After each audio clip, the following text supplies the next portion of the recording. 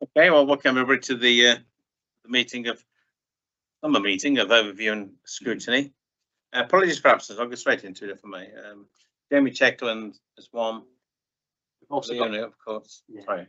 apologies from Councillor Lung, Councillor Trent, Councillor Robertson, and Councillor Warfield. Didn't need to print 12 copies, but there you are. Declarations of interest. Has anybody got any declarations they ought to declare? No. Yeah.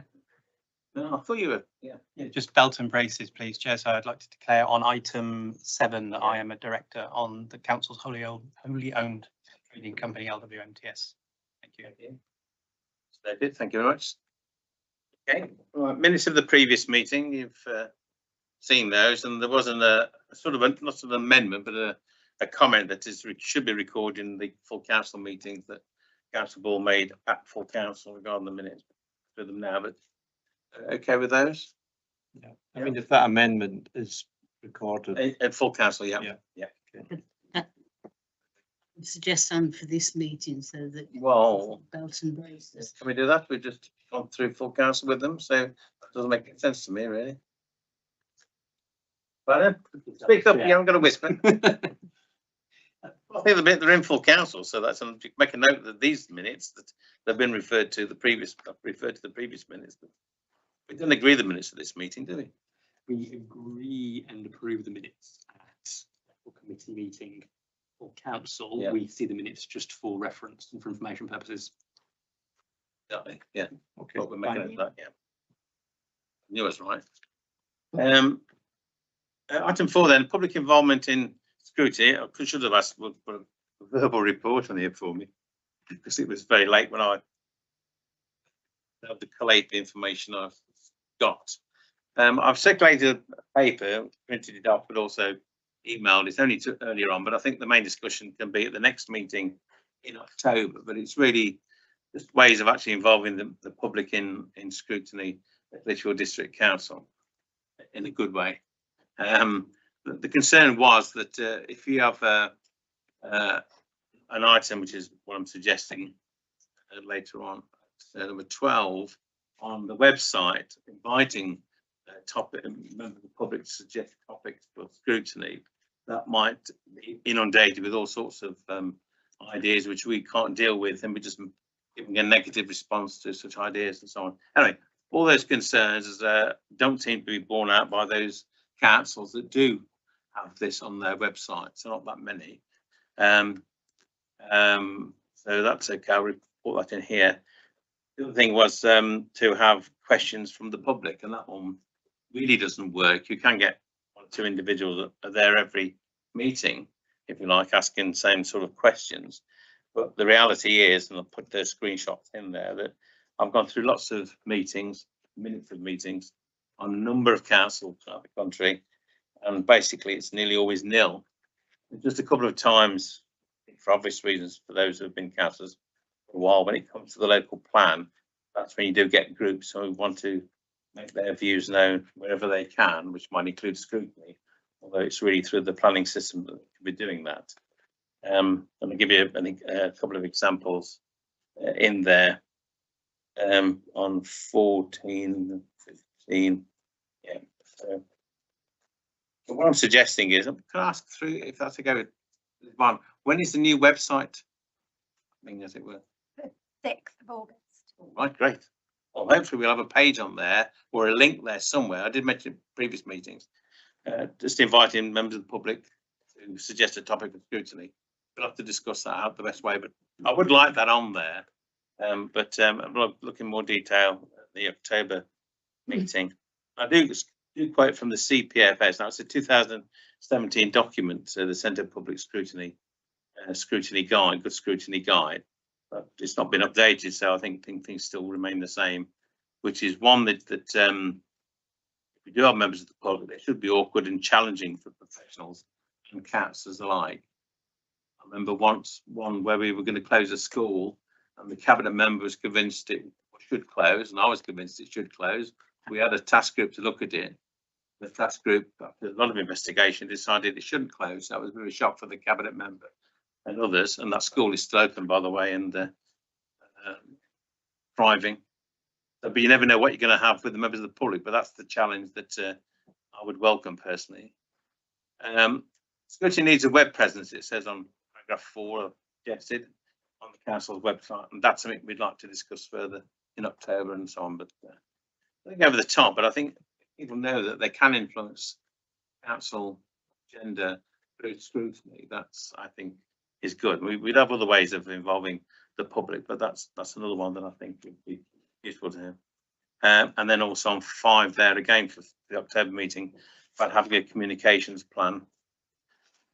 And I've put involved there, it's about opening up opportunities for dialogue with the local community to hear their views and insights on specific issues. So with pedestrianisation, I invited 3 members of the public who have been quite vocal on the issue, have some knowledge and understanding of the issues for the pedestrianisation task group, and for the climate change task group.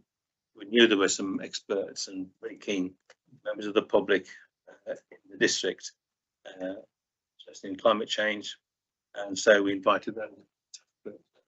2 different ways there that we've done that. So I'd like to progress on that. Are there any questions on my little tiny, not very good report? Sorry. I mean, I thought it was a very good summary of all the options available. In terms of communication, we discussed it last time, about raising the profile, and it would help public involvement. Perhaps the council could publish a press release before a scrutiny meeting saying what's going to be discussed at the scrutiny committee and inviting people to come along. And then after the meeting taking place, what the outcomes were from the scrutiny that happened and what changes have been made. And then that reported back to the public so they can see that things are happening. That might encourage them to get involved. Yeah, I do some myself anyway, but yeah, look at that in more detail. Get this month offices in October, the October meeting, and that would be great. Yeah, thank you. Ashley Yates down there, yes. Chair, who will pick which members of the public will be invited to the meeting? Well, it'll be the scrutiny committee and the task groups. But I mean, if there's an issue, if say a topic that's cropping up, there will be with planning, but that's what to avoid the planning ones. Then you say, well, we would like you to come along as witnesses, or even be involved in the task group, and get that feedback in there. And so just knowledge. The thing about members of the public is they're the ones receiving the services we are or are not giving. So on the disabled facilities grants now, we could have easily had lots of people in from the disabled not receiving the service that they should have had prior to taking it back, taking it over and taking it back to the house. So that's the sort of thing we're talking. So okay, Paul, please. Yeah, I suppose who we'd invite, because I think that's a good idea that we bring in voices from the community. It might be individuals, but it also might be groups. Yeah. If we, like one thing we talked on this group is about transport, to get the bus operators in, get Staffordshire County Council in, just to understand what are the challenges and what, so that we've got more information when we're assessing what the challenges are in our local area. And we talked earlier about back a few years when the leisure centre was being a big public issue, to have got some of the groups, the penguins, for example, those sort of groups that provide swimming services. So that's a real role for scrutiny to make sure we're more informed and we are properly listening to the community, to not just individuals but groups in. Yeah. Right, thank you. Anybody else? I'll move on to the next item. Standing for the new health task group, I refer to it as a health task group, but we could call it that and something more interesting. But any views on that? Sue, you write it in the first instance. I'd originally proposed it because I feel as though we forum where we as Lichfield district representatives could raise specific issues within Lichfield district. And the issue I cited at the time was the closure of the GP surgery at the Brentford Leisure Centre Health and Wellbeing site. And it was only minimally touched on here and at the Staffordshire Scrutiny Committee. I suggested it should be called local health priorities. Yes, that's right, yeah. Because it isn't just about, you know, somebody complaining they couldn't get a GP appointment for however long. It would be, you know, sort of more substantive issues that arise with health services across the district. And it wouldn't need to be scheduled, you know, to meet every month or 2 months. Or whatever. But as an issue arises, such as the closure of a GP surgery, then we could, through you, Chair, could convene a task group so that we've got the owner there, the vice chair, who represents us on scrutiny of County Council, and any other stakeholders who are interested. You know, if I take that example again of the Burntwood situation, Burntwood members might well have been interested. I'm not sure it would have been of interest to people who represent other areas, except as perhaps a matter of interest, you know, which may impact their own patch at some point in the future. But just seeing what sort of levers we've got, because the levers that we had on that particular issue were really, the ICB, the Integrated Care Board, didn't really want to know, didn't really want to hear local voices. We made sure the local voices were as loud as possible, but it was still, you know, sort of howling for the moon, really. So it's on those sorts of issues where more substantive issues arise than the sort of general services from the NHS. I just want to say, I think we can die. Yeah, I think Sue's right. There are very important issues that matter to the people of Lichfield District, which sometimes get bypassed. Leona's doing a brilliant job there. We've said that before, but I do think that it's important. Some of these issues that affect the local people of the district, which they don't seem to be able to have a word about. It's important that we do have a task group so that people's issues can be brought up there and then taken to the county, because I think that aspect is really important. Yeah, I think we can also bypass the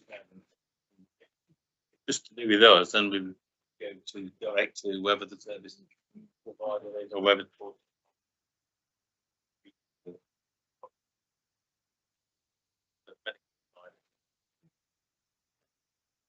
I think we could make a start at the next meeting and then have any topics that we do want to look at, if there are any at the moment, if there aren't any at the moment. Yeah, I don't think there are any, certainly not that I know of. But another one that I recall from way back was when there were real problems with parking high at Burton Hospital and Samuel Johnson Hospital. And we were able then to call in relevant people to extra. When we had a health. It was only the Housing Health Communities Scrutiny Committee. It's too easy to lose those health issues, but you know, as and when problems arise, then I think that's when we call a task group, rather than having a standing committee or standing task group that needs just to discuss general issues. Then we try and come up with the terms of reference with Bill and then circulate to members. So by the time we come to the meeting, yeah, that's great. Thank you. Right.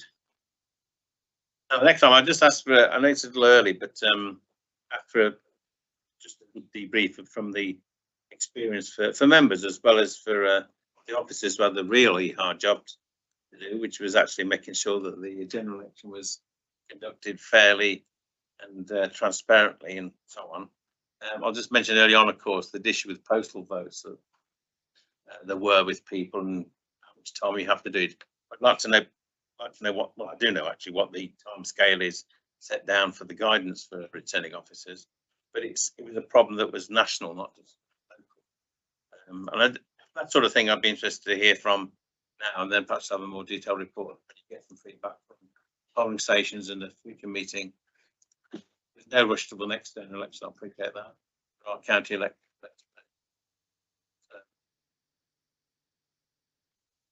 We're just putting the screen down and I've got a bit of a presentation, and hopefully, because you gave me a set of questions, hopefully I'll. You were doing a presentation. Don't know. Stop. It's actually, it might be easier to explain things, especially like the timetable, if it's up there on screen. So That means my bag. Oh, you're looking.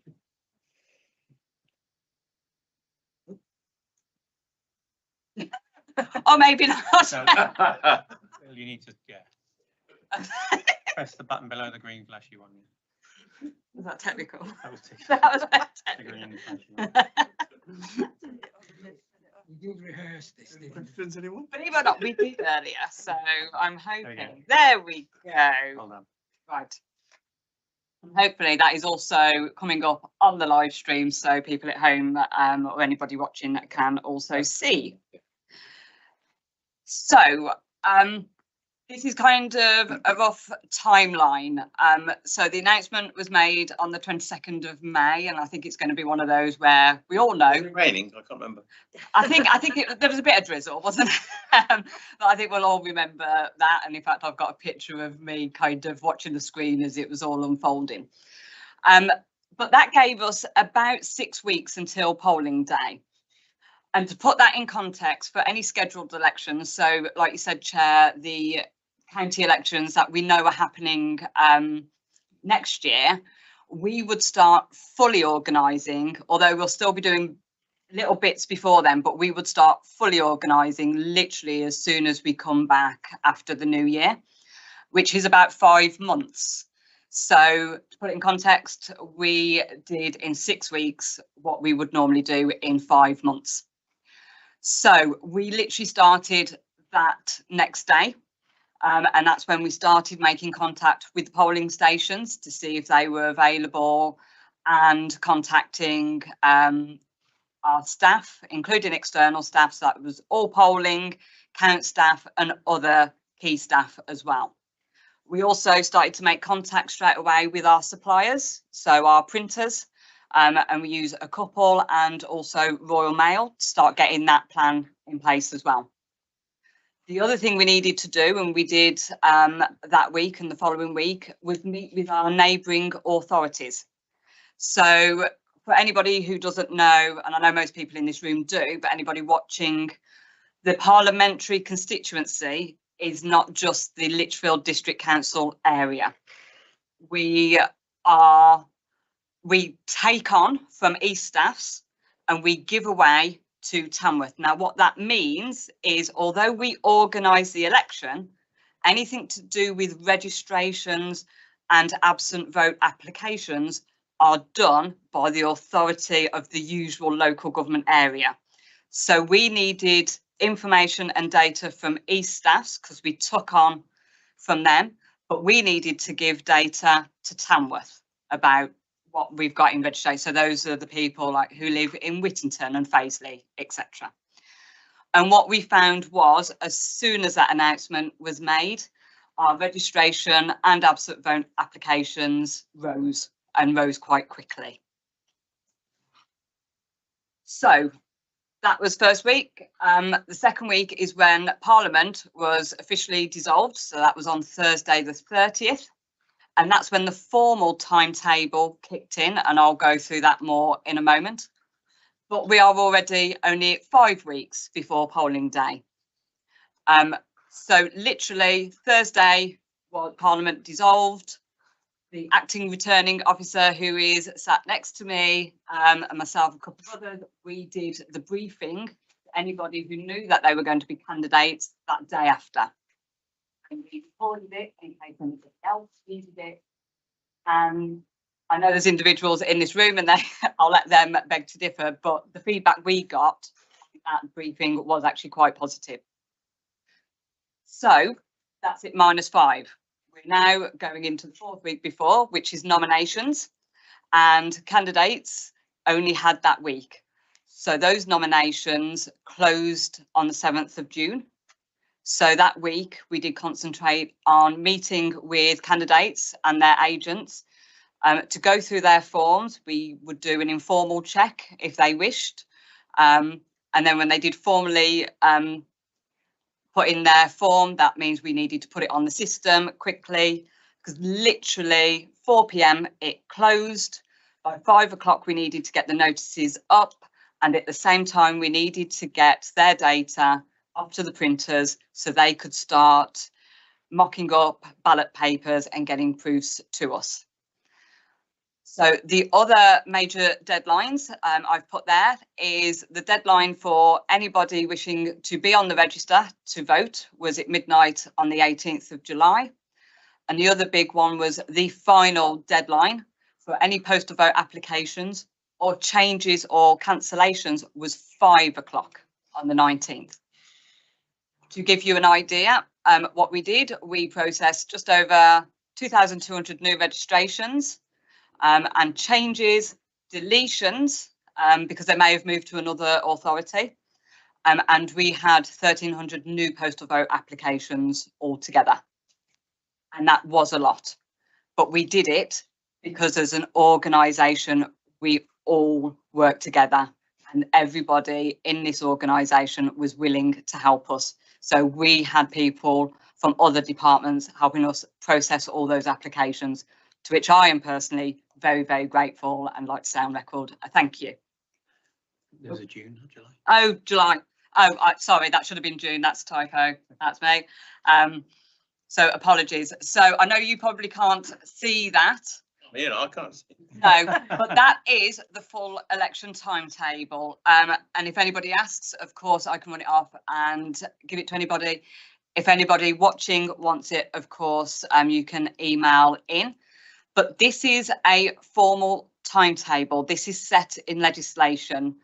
Okay, we populate the dates when we know what the polling day is, but the normal timetable might say -5 would be the close of, or -20, etc. But it is to note because we can't move these. And when you have got such a tight time scale in what's called, we call it a short campaign, this sort of election, it can mean that things are very, very tight, and some people and some voters might not understand that. But it's just to put it up there that this timetable, this election timetable, is part of an act, it's legislation, and it's something we have to follow. So now I want to go on to postal votes. So postal votes, similar to poll cards, go out in 2 runs. What we do is the first run of everybody who may have a permanent postal vote or who have applied early. So like I said, our applications started to rise as soon as that announcement was made. So we sent out that first run on the 10th of June. So that was all applications approved at that time. And you can see the numbers there, it was just over 10,000.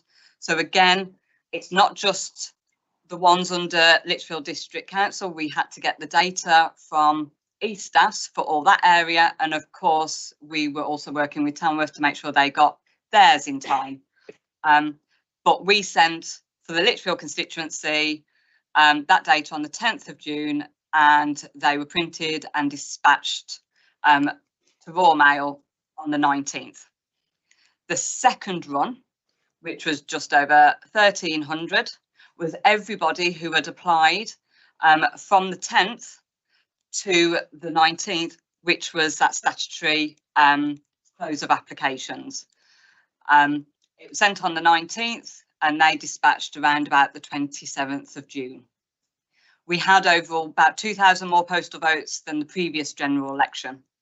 And like I said, there were significant exchanges of data. So literally on that 19th of June at 5 o'clock, we made sure we had cleared everything.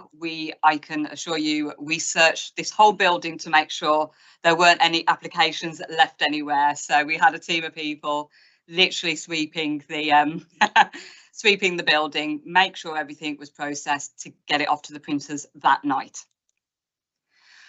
Now, given the timings, we did have inquiries from residents of when they would receive their postal votes.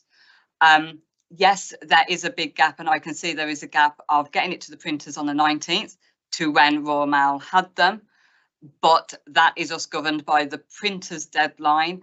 These aren't local printers. We had some people who thought we did everything in-house, We don't. They are national printers. They have to be for the nature of what they're doing.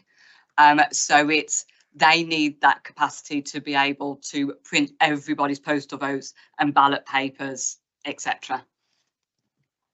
So to continue on that, the timing of the election did cause some concern because it was holiday time and it was very tight for those people who were in that second run. So if they applied later, some of them were going on holiday. We could do replacements. And again, this is in legislation and part of that timetable. We could issue replacements for any lost or spoiled from Friday the 28th. So if you think what I said, when they kind of went out to Royal Mail, it only gave 1 or 2 days for that second run to hit the mats. So there were some people who were worried. And that's why we had a large volume of replacement requests on that Friday. We did about 50, maybe a bit more on that day alone.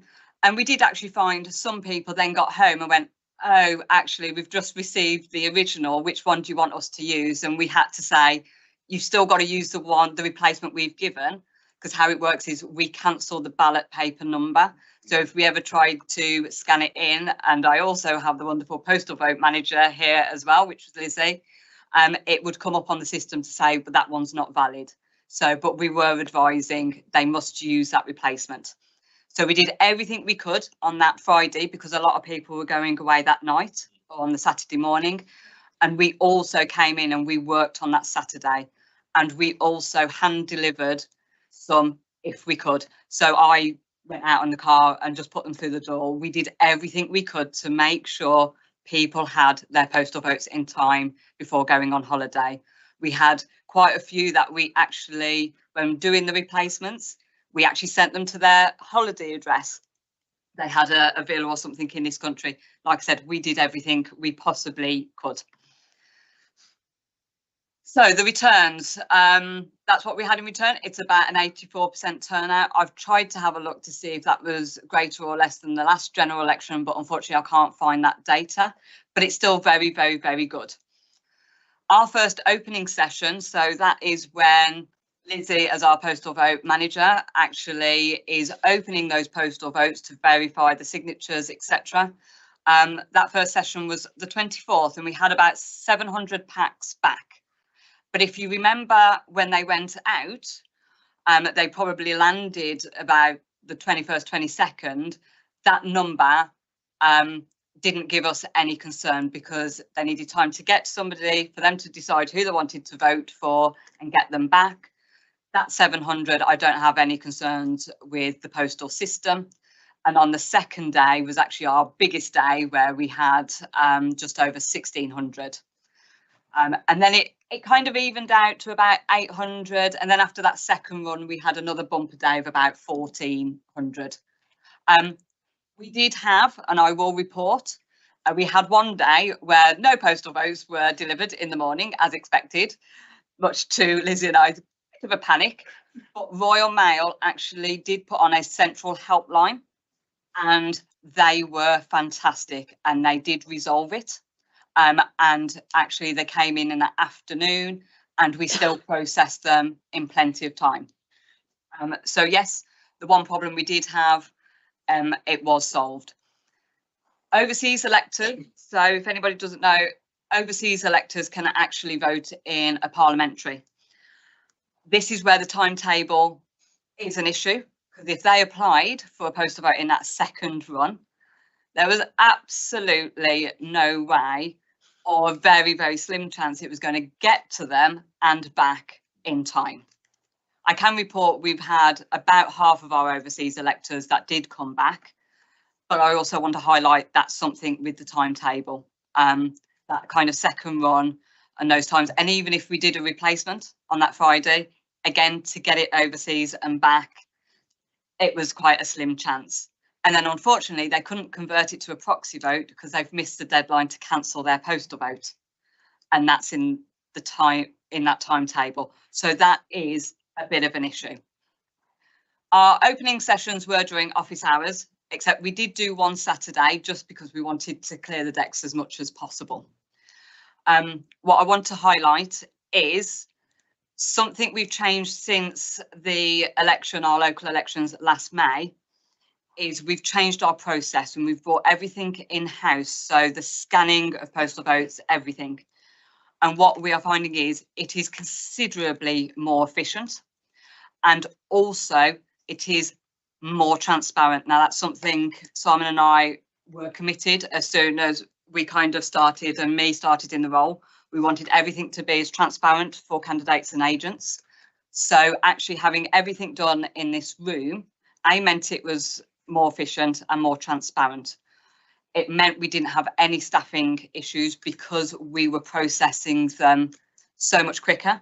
And also Lizzie is very, very good at recruiting people. So we didn't have an issue. It was office hours. Worst case, we always said we'd just walk through the office and go, you're in the committee room, you're doing postal votes. And Simon allowed us to be able to do that. But again, we actually processed quite quickly with all those numbers and they were still able to go back and do the day job. So operationally, it wasn't too much of a disruption. So that leads me on to staffing, because I know that was something else you wanted to go through, Chair. So we employed around... That didn't help. Sorry, with the 12. No. Well, actually, I'm going to explain that. So we employ and we employed around about 300 staff. That's not just internal LDC. We do have a lot of external. However, that staff, some of you may know there were some staff who did more than one role. So they may have been doing postal votes and they worked on the day. We had a number of people that actually worked a polling station and came running through and went straight to the count floor. It was a conversation the returning officer and I had. There was, you know, a flippant remark of going, well, we're doing it. But it was a case of everybody knows their limits. As long as, so an example, we did have some chief counters who had worked on a polling station, but we made sure there was already a chief counter there who hadn't worked on a polling station that could be there to have the briefings and everything from 9 o'clock. So we did manage it, and it was our call at the end. I've highlighted our wonderful postal vote manager. I am going to highlight, just to embarrass him, our wonderful count manager that we also have that does the day-to-day kind of organising of the count, which is Will. And again, it's a personal thank you to him. And he was very good at kind of working with Jen and putting those people in the right places. Yes, the timing of the election, just as much as it affected electors going on holiday, we did have some people, staff who were going on holiday. However, we still successfully staffed and trained people. And like I said, I want to go back to, it was 300 staff, not 300 roles. If we'd have done individual roles, we would have far exceeded that 312, which is what LDC employ kind of day to day. So again, to put it in perspective, and I do want to say this, we had 6 weeks to organise an event and employ just as many people, or just about just as many people as what the council does on a whole. And we did it with not many issues for these 4 reasons. So the dedication of the people we employ, not just internal, but external. I can tell you on the 23rd of May, we were already coming into emails from people going, just telling you, we're free, we're ready to go, we will be there and we will work it. So we have a wonderful, wonderful set. And again, I want to put it on record, a big thank you to all those people, external, not just internal. We had that clear steer from leadership team and the acting returning officer that this was going to be a corporate priority. And where we could, it would be a case of, if needed, you would have to drop the day job and work with elections. And we had no issues. If we did ask some people to help with postal vote applications, it was absolutely fine. Everybody was willing and wanted to help us. So again, that was wonderful. The introduction of modern polling. So this is the iPad system we use at the stations now. We still have, but not bad as others, presiding officers, it can still be a problem to recruit somebody to that role. So that is somebody who actually runs the polling station, and they have certain tasks, certain responsibilities, and that has got bigger as time goes on. My background, and I've been a presiding officer many a time, and I remember the only thing I had to worry about was the pins dropping out of my stamping machine. Now, obviously, you've got your ballot paper account that has to be correct. You have your voter ID. There's many things to have to deal with.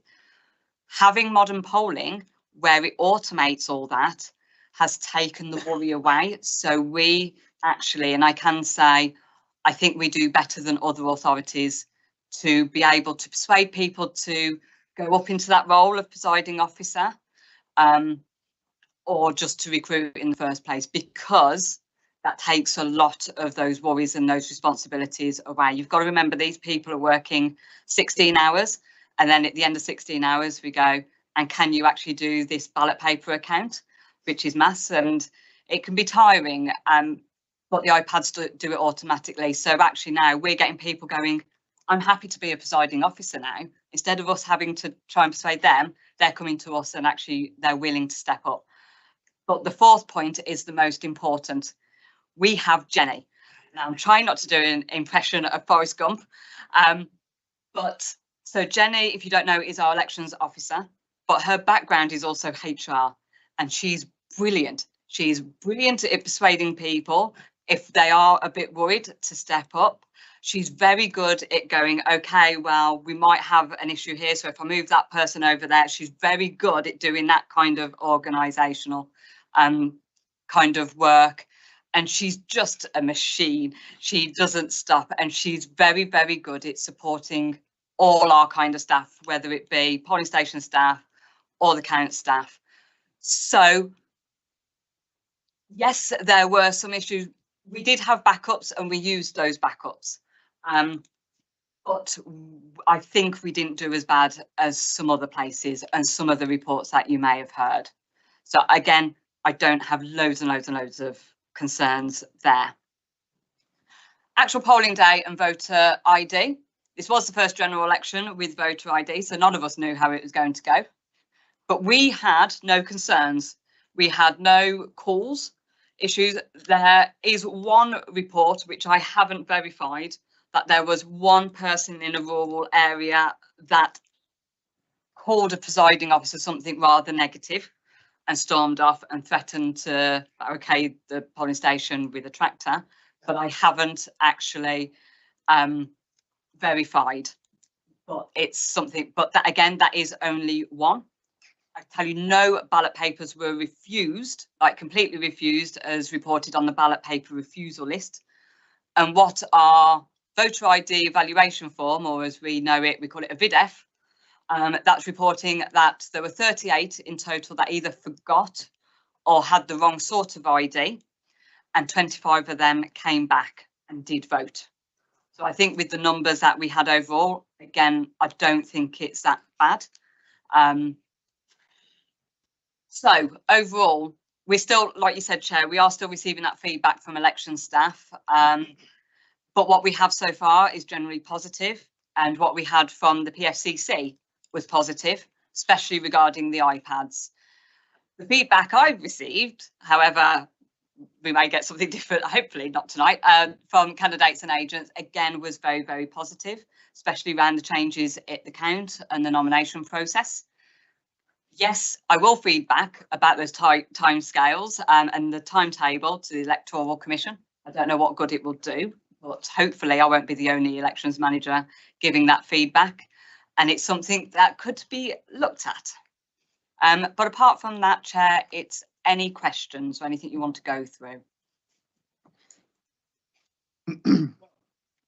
First thing to say is how blooming good it was, you know. You've set out the challenge that you had. Just making sure they turn it off. Thank you. Local elections are a bit different, as you pointed out, but the general election and the gift of the Prime Minister pretty well. Permission with the sovereign, of course, to actually call an election. Then, so that achievement has been fantastic, I think. Yeah, the issues that you touched on there with regard to postal votes, and those timetables are set out in the Electoral Commission documents rather. And I do email the Electoral Commission every election. I haven't done this election, but I've done every other election with issues, and they are very good at getting back to me, not in the middle of the election, but on issues of especially if you're involved in parish councils. So they're not very good at giving any information on parish councils or vacancies. Quite a few of the deadlines are 5 p.m. or 4 p.m. and that sort of thing, but there are some deadlines. I think on the 8th, their last date for registration, like the 18th of June. There's no deadline there, so presumably that would be 12. Yeah, it's literally it's midnight. So what anyway, yeah, go on. So what we do is we don't. So what happens is people may register online or anything. So it's our first job actually on the 19th. So the 19th was our probably busiest day. So literally in the morning we had one person really looking at those registrations. So because some people and a lot of people were registering not thinking they were registered, but they were. So we have to kind of sort out those duplicates, make sure that we call it turn green. So obviously their identity was verified by DWP. So we kind of do that on the 18th, on the 19th on the morning. So that was whilst we're trying to make sure we do all the postal vote applications and changes by 5 o'clock. So that 19th was a very, very busy day. But yes, it is midnight because they don't set a specific deadline like they do with other things. You're right, Chair. I think they used to put 5 p.m. on some of them. So, well, what time is the office is closed, and is it when the office is closed, or is it midnight? That was quite a few years ago. I was certainly going to ask about staff, but you've explained the staffing situation, which has been fantastic and heroic, I would say, by all our staff at LDC. Also about the budget. Is the budget? Can I just ask? You can come back on that one, but you can ask about the budget as well. I can't believe you get everything covered by the government because you employ twice as many staff, maybe that. So I wondered how that was set out. And I think the acting returning officer would like to come back on the staffing. Thanks, Chair.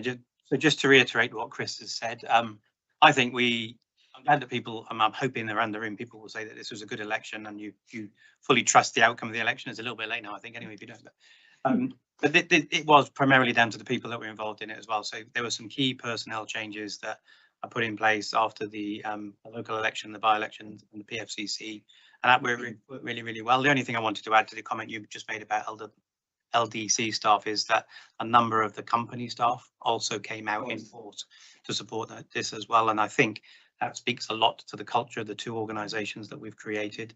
That where previously, when I first came, when we had a by-election, it was very difficult to get a large number of council staff involved. There were no problems whatsoever with people saying, I want to be involved because I enjoy this process and I trust this process. So the people has made the big difference. I just wanted to reiterate that. Thanks, Chair. Well, it's not very good scrutiny, but if I could say that must surely reflect the changing culture of the district council, which I never thought was bad anyway, but I think that it's just so much better now anyway.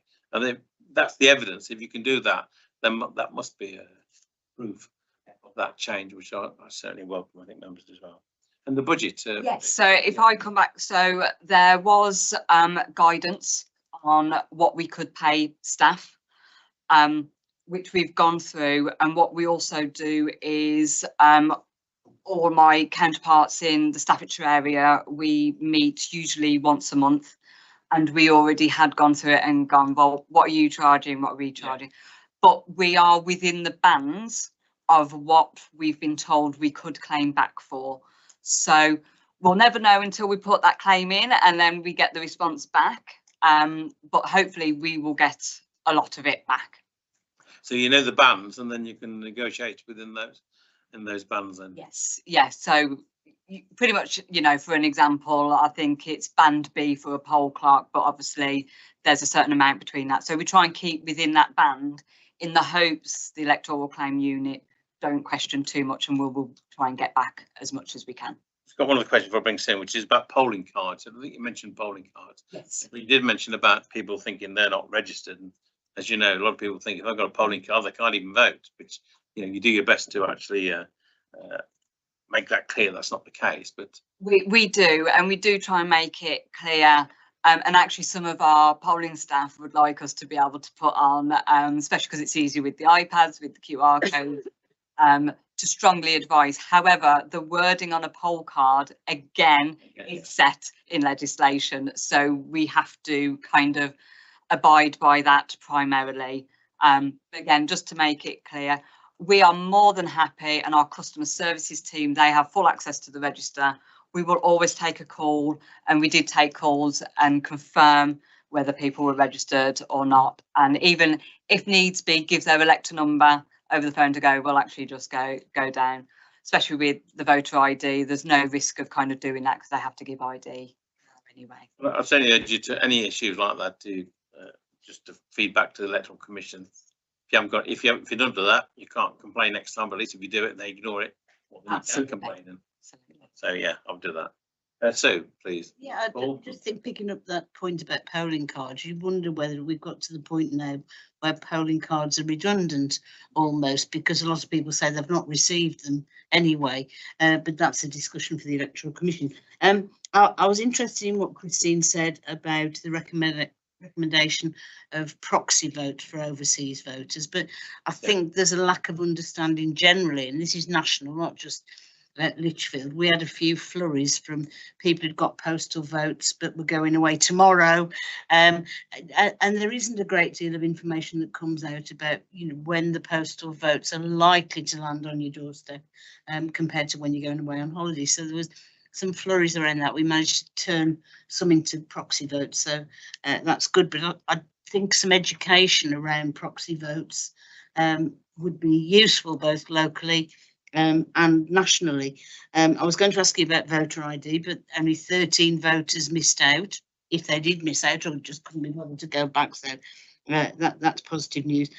A slightly sort of niche issue that I want to raise, though, is the registration and therefore capability of voting for people in residential and care homes. I think I'm right in saying it's one of the CQC's, the Care Quality Commission's criteria, that residential care nursing homes should allow their residents to take part in the democratic process. But I won't name the particular home, but I've had experience before where the people running the home, the managers or staff, refuse to accept direct mail letters, for example. I mean, my view is that if the individual is on the register, then they're presumed to have capacity. But, you know, I just think some clearer guidance to, you know, and again, whether that's nationally or locally, whatever we do locally, to explain that if someone hasn't got capacity, then there needs to be some discussion with the family about removing their name from the electoral register. As far as I'm concerned, if their name's on the register, they have a right to vote. And so, you know, I know it's a sensitive area, but you know, the staff need to understand that there is a registration there which entitles them to vote, and we need to follow that process through. Thanks, Chair. Guys, I've never had a problem because I'll insist, I'll tell them what the legislation is. So I've never had that problem, but I know there was a problem somewhere, but yeah. Well, I know we briefly had that discussion before. Now, what we are doing is we're about to go into a canvass. Those sorts of properties are what we call a Route 3 sort of property, where we would write actually to, they're deemed the responsible person. It's usually could be the care home manager. It's the same with HMOs, etc. Now, what we could do, because we actually write directly from us, we can actually put some sort of information within that letter, which I think would be a start. It is kind of a priority for me because I noticed from the last canvass, where I only joined kind of at the end of that process, so it was a bit too late, we weren't actually getting the names back. So I do think it's an area we need to concentrate on. And that first kind of, it seems quite a simple thing to do, doesn't it? Just put a leaflet in or some sort of information within that letter to say, actually, what you should be doing as that person is making sure they are registered. If not, you need to talk to family members, etc., and open that dialogue to make sure people are on that register who should be on that register, and that they do have that capability to vote if they can. So that's more, I'm more than happy to actually investigate that further and do that. Well, that's fantastic. Yeah. I come back, Chair, that's really reassuring, and I think that's important that we allow all of our residents, wherever they live, that opportunity to take part in a democratic process. I suppose a secondary issue as well is when it's when individuals in care homes rely on the staff to bus them or take them in a taxi or whatever to a polling station. That's an additional barrier, but that's sort of additional information about proxy voting in particular, or postal voting might be helpful, but that's really helpful, so thank you. And just general thanks to all of the staff who were responding to elections queries, and on the night it wasn't quite as long a night as I was anticipating it might be. Thanks, Chair. Thank you. Paul. Yeah, I was going to say, firstly, Susan, thank you, you and everybody, and also that was a great presentation, Christine. Thank you very much. That was really informative. It's just I don't know whether this is something for the council or whether it's to feed into the electoral commission. It's something I'll do myself, but it's when we go out to the public and publicise going onto the electoral roll, because we've had an election, putting politics aside, where there's been a change of government. And that does create interest, doesn't it? So there will be people out there saying, vote, and this will big things happen. So I don't know whether we've got independence on that timing, or whether that's dictated by legislation again, but if we've got some flexibility there, I've just put it, so there might be something to do sooner rather than later to do some publicity to encourage people to get to sign up onto the roll. Again, we've got that, sorry, through you, Chair, we've got that canvas incoming, so we can do a realm of comms around that. Yeah. We will be using a company to do kind of e-comms to persuade people to make sure they are on, or the link to be able to register. So absolutely, we've got that capability. Yeah, it's something we'll consider sort of doing some campaign. Absolutely, rolling, yeah. And we know, like I said, we now know when the county elections are going to be, and we will be able to calculate now when that deadline is. So we will be able to considerably earlier put those comms out to go, actually the deadline's then, that's when you need to be registered by, you can do it now, or that. This is again the issue when you've only got 6 weeks to do what you would normally do 5 months. You take my point. I'm thinking like something in the autumn, certainly in the autumn, while it's in people's mind that there's been a big political event in this country. We've got the annual canvas, and we can. Colin. Yeah, Colin was an agent. He was civil sub agent, and Colin was the election agent for one of the parties. yeah. Or with Dean Berry, he was one of the candidates. I just want to record formally my thanks as well, in case people think because I'm not saying anything from what others are saying. Because I found Christine immensely helpful, always very quick to respond, and always very patient when I was stumbling through something. So I think excellent, and given the very short notice we had all of it about the election and the timing coming up to the summer holidays, particularly difficult for people to get their heads around it. And I think all credit to you and the rest of the team for doing that.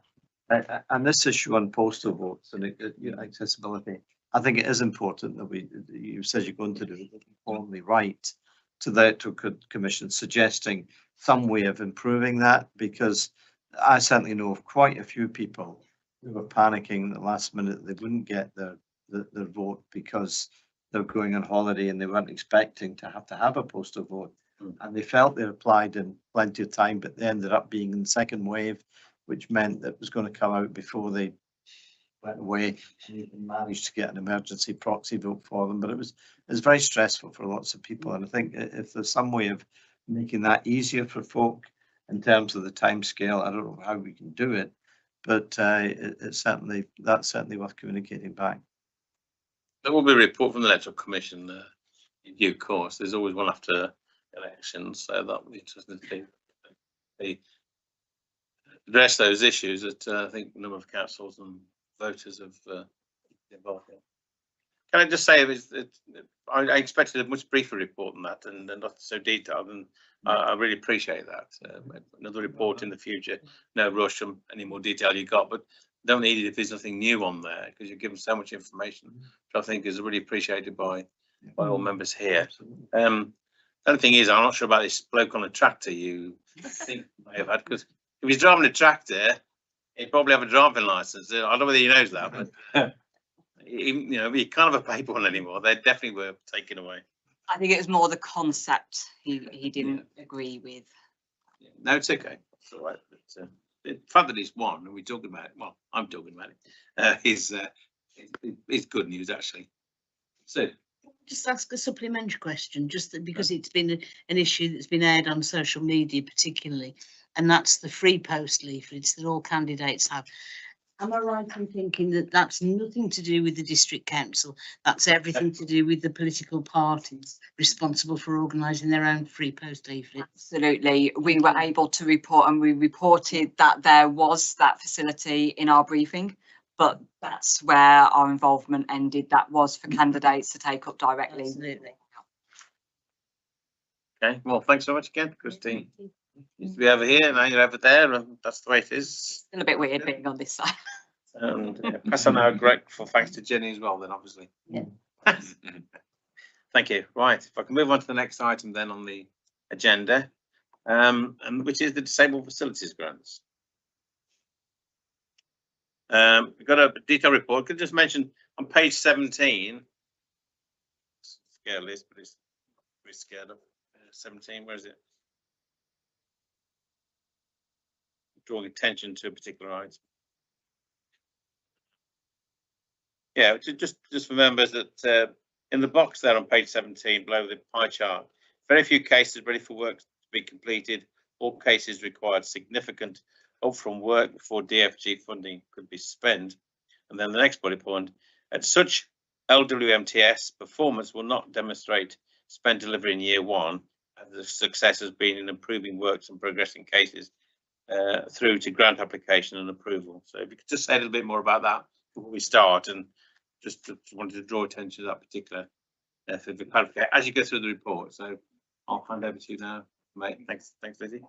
I actually have the delight of introducing James Knott, who heads up the DFG service, and I've asked him to come along today to brief you on the performance of the so I'll ask James to pick up that point and then take you through the highlights, and then if you've got any questions with regards to it, James and I can try to answer those for you.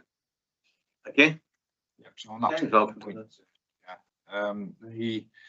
so those points really was to demonstrate that we took a service that was failing, inheriting a lot of cases, and it needed an awful lot of work to get the service set up and to a point where we could actually start delivering the funding.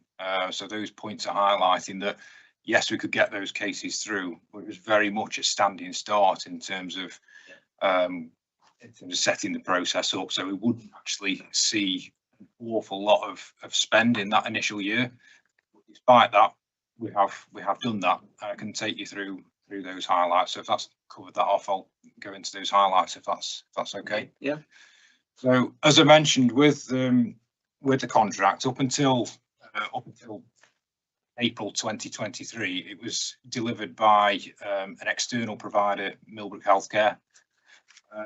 And prior to April 23, there was a decision taken to move that service back in-house and within the with council control, and latterly decided to put it into the traded company.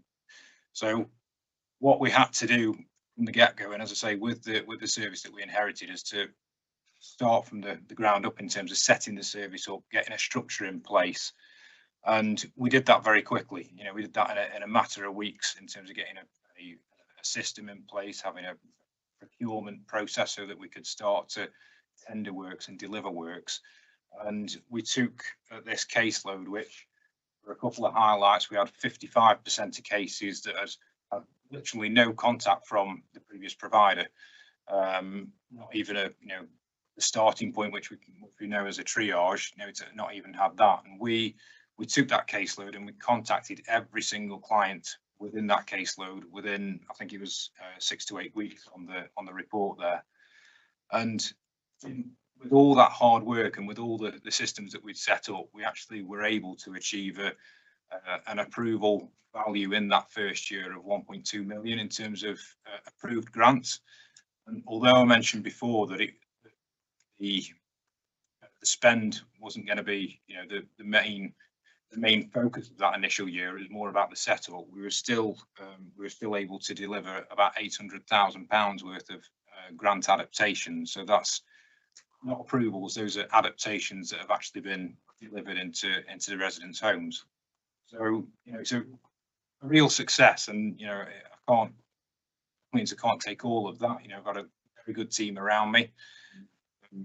So I setup done better my starting with Helen, who now heads up the projects team, and it has been very much a success. In terms of some other highlights that were in here, we in terms of the cases that came across initially, only 7% of those customers got a grant that had been approved. That's now moved up to, well, it was 23%, and it's still on the increase now, and I think it's on 27%. The entire caseload have got an approved grant, and that's growing. And what that's showing is that we're getting a steady flow of people moving through the system, and you know, we've done that by making sure that we've streamlined it as best we can, and we're continuing to do that. The timescales is probably the biggest one, and probably the biggest focus for me, and that's improvement in the timescales has improved by, well, from referral to grant approval stage, it's approved by just over 60%, 63% from the previous provider. And in terms of the referral to actually completing the adaptation, that's increased by about 48% on the previous provider as well. So it really has been a turnaround in terms of the service and what we've been able to achieve just in that first year. And what's also pleasing is looking over our shoulders, looking over at other local authorities who are in that same position, who also decided to take that service in-house. We're leading the way. We're leading the way in terms of what we've done, thinking outside the box in terms of how we can process cases. And even with this, we're not done yet. We're still going to keep going and keep improving with the service. Can I just ask one question on page 26, I think it is, 26, which it refers to, I don't talk about staffing matters, but on the negative side, our essential use of searchlight systems. So if you can say what the searchlight system is. Yeah, so with one of the things that we put in, Chair, was the use of this searchlight system, which is it's a system that we can use to establish a person's eligibility for a grant. And historically, what we've done, we've looked at paper copies of benefit awards or letters that determine if somebody's eligible or not. Now, what we can do now with being able to access this council system through the companies, look up that person at the minute that referral comes in. But because of the amount of information that's on there that is really sensitive, it comes with a lot of rules and regulations. And we had a particular staff member that. It's okay, I just wanted to know what the system was. I understand what you're talking about now. Yeah, that's all it was. There wasn't anything else I wanted to see on that one. I mean, what about would you know? It's not an unfair question. When somebody asks for an assessment from social care and health, and how long it is, what their waiting lists are, do you know, before it gets to us? Or we're seeing, I mean, anecdotal. Yeah, I mean, I see cases coming in perhaps from maybe if they come through to us as a phone call inquiring what is a DFG, can I access one, we pass them back to Staffordshire Cares, which all of our referrals have to come through them. Yeah. Now, between that phone call and receiving that referral, sometimes it's a matter of days. So it is quite quickly. Right. But I haven't got access to their overall wait times. But no, I just wondered from the perspective of that. Not an unfair question, but yeah, that's helpful. Would mention just on page 27 and 26, 27, complement the wrong complement. the one with the E. You go to a restaurant and say use that term for the wine. I say, great, free wine, thanks. What did it? Di, please, Councillor Evans. Yeah, everybody will know that I went for a long time concerned about DFGs because we weren't getting the service we should have had. And the failures went over for a number of years. So I realised the difficulty you had to actually get up to speed, and that you've managed to do that, because it is important that we recognise that people, if they wish to stay in their own homes, there's the dignity attached to that as well, because people need to be able to have that choice if they wish. I was interested to read about that the backlog is much better, almost, because it caused so many problems before. So the speed of the service, and you've just said, has speeded up considerably, which is important. And it's important as well to recognise timescales, because in the past they failed desperately, and people were even dying before they got the improvements that were necessary. We've seen on there about the number of people that have said how well they've been with the system and how happy they are. I wanted to ask if we've had any complaints, and if so, what are they? And have we had any problems with the contractors? And how are those contractors vetted? Because there was something that I read that the contractors weren't always up to speed and doing what was necessary. And if you're going into vulnerable people's homes, you have to obviously ensure that the people that are going there are going to treat those people with respect, etc. So that, I think that's important. And I also wanted to know, and I assume that a large proportion of the requests we get are for elderly people, but how many other requests are we getting from other people that are in need of adaptations in their properties? What kind of percentage have we got for that? Because again, it isn't just a system for the elderly, it's a system for anybody who has problems with perhaps their children or younger people that do need help and support. So, and another thing I wanted to ask you. is, Questions so far. I'll come back to you if you want. well, my final one is, Yeah. You've referred to Bromford, and you've got cooperation with Bromford, but have you got cooperation from all the other housing associations? I'll give you on some of the questions. Thanks. I think was the first one. I think. So with the contractors, then we've set up. I'll go back a little bit actually.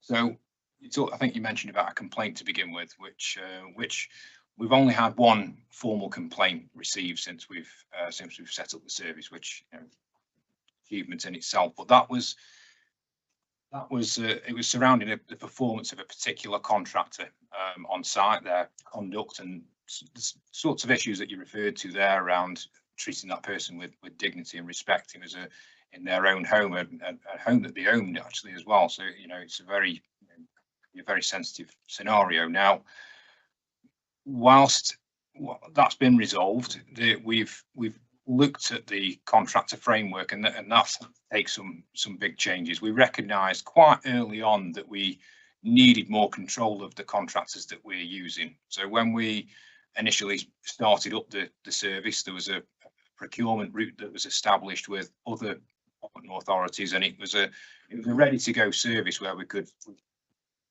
obtain contractors from this framework to enable us to deliver the service. Now, what we found quite quickly is that because those contractors were going through that framework, we weren't necessarily in full control of the sort of references that they got, the previous experience that they got, any feedback that they had, and we wanted to change that straight away, and we've done that now in terms of setting up our own framework within our LWMTS, so that we can properly vet these contractors and monitor the performance on everything that they do for us. So I think with that, we're going to be in a really good footing going forward with the contractors, and it's a framework that we're going to look to offer out to other partner authorities as well moving forward, because we feel it's going to, you know, it's going to support them in the same way it's supporting us at the moment. With the caseload and with the demographic, I haven't got the percentages of those ages of the people that we support, but I know from the caseload that we've got, we receive cases from all ages across the board. You know, there's a designated children's services that refer cases in, and I would probably say that about 70% are the elderly demographic that we serve, but the remainder are those children's cases and young adults with families and have got that support network around them. So we do receive from across the board, but I think, or I feel, there could be more done in terms of, once we've got even more established, is getting that word out there, getting the service on the radar a little bit more, that there is support there. You know, we have got discretionary channels that we can use in addition to the mandatory DFG that we've got as well. So that's something that we're going to be looking at probably later in this year too as well. And with the housing association, so we've also got Bromford, and as you've mentioned, Bromford are working very well with us. We're actually supporting Bromford more now with the process. They are, so as it was set up, Bromford were going to deliver their own adaptations with their own applications, and it was going to be pretty much removed entirely from our service. Now, what we've found is the delivering, we're probably just not delivering at quite the pace that I would like. And what we've started to do now, since we've got more established, we've started to take some of those cases back to move that forward and essentially bail them out on these cases. The other authorities, I'm building relationships with those all the time, and I'm confident that we don't have any particular hold-ups with those. I think the one housing authority was that was probably the longest delay. So they had to escalate it to the CEO of that company, and eventually got a response. And now I've got a regular 4-weekly meeting with that housing association to go through every single permission that's sitting with them and to turn it around. And they're probably the better performing of those housing associations now. So it's about those relationships which are built in that year one as well. Thank you. Okay. Can I just slip in a couple of questions before I bring in from Jamie Checkland, who's not able to be with us tonight. One of them was, if we help Bromford to go deal with their backlog, do they cover the costs? Then will the merger with Bromford's merger with Flagship impact on our working with Bromford Housing? I thought I'll slip those in now. Helpful. The cases that we're supporting Bromford with, we're essentially charging a fee on. We're charging their fee on those cases. So we're not charging Bromford as such. No. But if they were doing their own cases, they would be charging a fee for putting those cases through. So what we're doing is taking those cases back and ultimately charging that same fee that they would have been charging. So there is something in it from a company perspective, in the fact that it's extra work that we planning to do when this was set up. So it is covered in that respect. In terms of as their operations, I don't know at this point whether it's going to change anything. It's been mentioned at the regular meetings that I have with Bromford, but even the adaptations manager is unsure as to which direction it will go. But ultimately, it's a mandatory grant. It has to be delivered. Worst case, we take it back and get on. We've got 3 speakers. It's Sue, and then Paul, and then Wayne Lee. So Sue. Yeah, very briefly, I asked the question about complaints, so it's good to know that there have been very few complaints, and it's a very positive report, and the trends are all very positive. But as cynical old boots councillors, we look for you know, where are the complaints, what's not going so well. So it's good to see that there and so few complaints. I suppose my question, the one remaining question I've got now, is for a politician rather than for an officer.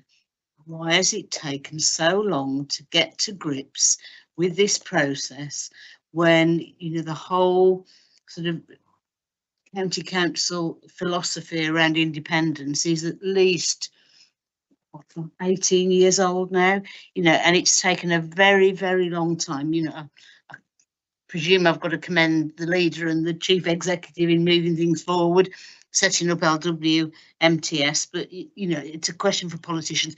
Why did this service languish so long to the detriment of people's dignity and people's lives over that long period? Yeah, we might want get a question answer to that. I Really, the think cabinet. the contract, no, I'm not going to ask officers, but contractual issues and that, I think in the past, and it looked like it was going to work at one point, or we believed them, and whatever, because it goes back quite a while, as you say. Leave that there, but leave that question open there. Is this to do with this, or can I bring you in after the other questions? Yeah. It is to do with this. I can bring just in this Very quickly, because Councillor Di Evans and I were in this room 4 or 5 years ago when Millbrook gave a fantastic presentation about how wonderful they're going to be, and we were persuaded, and of course it made a disaster.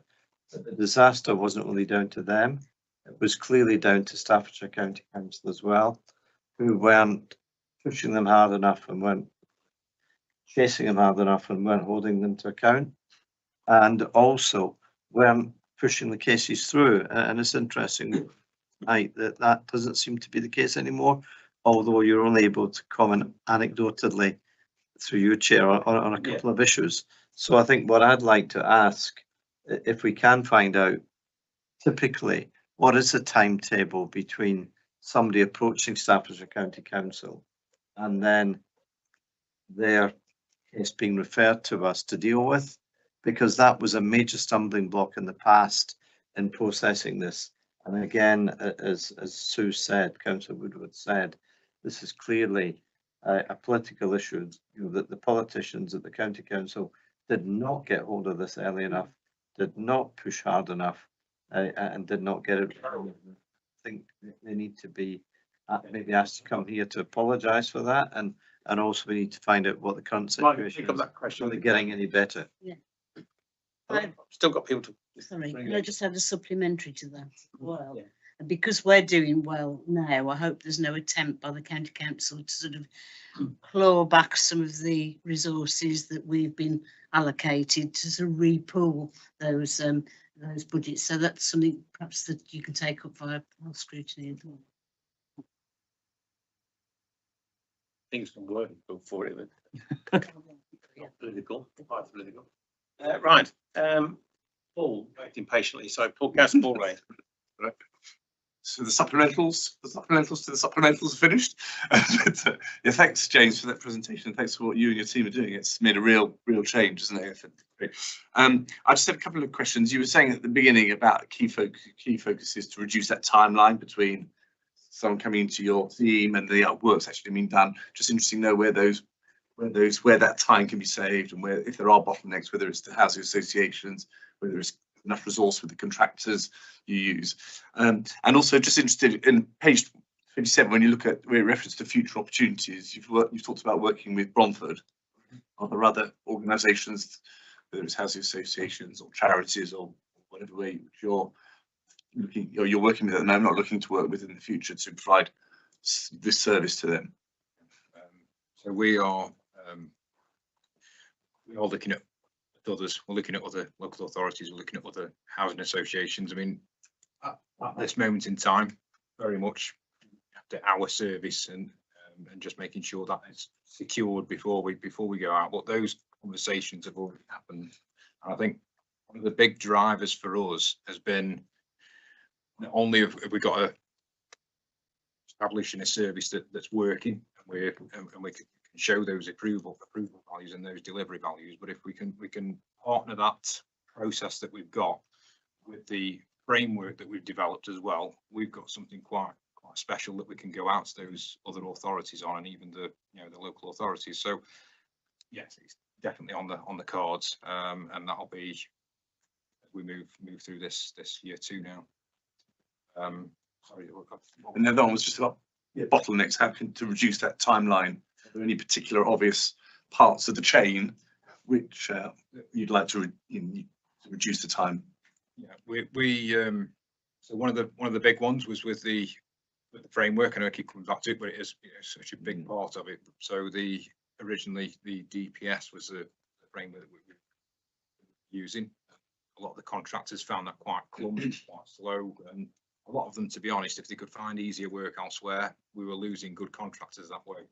So that's why we've made our or set it up to a more simple format. It's going to be more appealing to more contractors, which will mean that we've got more capacity to deliver work. So what we're aiming at is bringing in those smaller local contractors as well, that perhaps haven't got a team that can set themselves up on a system and provide hundreds of certificates just to get into a system. We can cater it for those smaller local businesses as well. Another area that we're looking at towards the front end, so if we think of the framework towards a sort of delivery end, towards the front is getting those people through to feed that delivery, is with the OT service. So we have got a contract at the moment with a company called NRS, who are doing all of our OT assessments for every single applicant that comes through the door, apart from children. Children are done through children's services. With the OT service, what I'm finding, what I'm a bit cautious about, if you like, is that the fact that if they stop delivering, we stop delivering. That it's all in one basket, if you like. So one of the proposals that I've actually put forward to Andrew today was the opportunity for us, which has been tried and tested, it's been done before, is to actually skill up our caseworkers to do trusted assessor assessments, which would be ample on more straightforward adaptations like your stair lifts, your level access showers for probably 60% of the caseload. So even though you've got that NRS sort of staple, regardless of what happens there, we can still guarantee a throughput of cases and keep delivering and keep feeding the framework. So that's another area that I'm looking at as well. Thank you.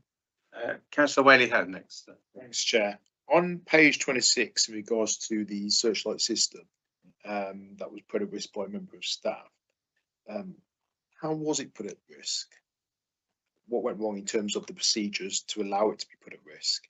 And what's been done to prevent the system from being put at risk again? The same issue. How much detail I can go in terms of the incident itself, but I can talk about. I can happily. Yeah. So it was down to individual behaviour of that individual officer. We don't believe that they listened to the training they were given adequately. So we've enhanced the training around that. So in order to access the searchlight system, you are granted a token. So we put in additional safeguards around that token. Those safeguards have now been checked by our audit team, and we've now got substantial assurance around that. I believe that will be reported to Audit and Member Standards Committee soon. And we've increased the safeguards around that, so the different steps that people have to go through and the level of training people have to go through before they can access that system. We've also introduced annual reminders, so people get annual reminders as to how to use the system and what not to do. What that individual did was to look up themselves, which flags to the DWP that person has actually looked themselves up. They didn't look anything else up, just themselves. So it was idle curiosity that person entered their own details, but it does flag that up on the DWP. We also do management checks around that, and we're required to do that. So we do check random cases to make sure that we have reason to access those. So those management checks are taking place as well in the background to continually make sure that we are only using the system as we should. Perfect. Thanks, Chair. Yeah. Just got one question more from Councillor Checkland, which was, I can't do that, but it's divided 270,000 by 33, because on page 25 of 33 cases awaiting OT assessment week equals 270,000 approximately. So the question was really, does an OT assessment really cost around £8,100 each? Yes or no? Do you know? It's understood the data. I think, I've seen the maths are correct, but Chair, I think there's a misunderstanding of the data there. So are you asking if an assessment costs 700? well, the question is simply this: does an OT assessment really cost around £8,100 each? No, I mean, it's £330, but I think what the data's looking at is that that amount of cases, the average value of a case in terms of adaptations, that's the number of cases that are in that process at the moment. Okay. Again, understanding the data. That's okay. No, that's okay. That question and answers. Scrutiny is about. On the recommendations is 2.1, a Viva Scrutiny Committee notes the performance of WMTS to date and comments on the future direction of travel priorities. This is the report that's going to Cabinet next week. So is there an opportunity, if we have any recommendations, any further comments, suggestions over and above what we've been inquiring about, and now's the time. I'm not sure there are any. We certainly appreciate how dramatic, I suppose, the improvement has been since we had those presentations on the screen some years ago, and I was here for those as well, one of them at least. If not, that's it. We've made our comments known and appreciate your time, James. Thank you for that. It's James, isn't it? Yes. I think it not with a K or without a K. K-N-O-T-T. Well, okay, very good. Yeah. You want to come back? Yes, thank you. Going to say, would you mind if I'm excused after this? No. I'm already gone, actually. Now the others would have done. Need the light back on, but I need the council. Cabinet member in. Oh.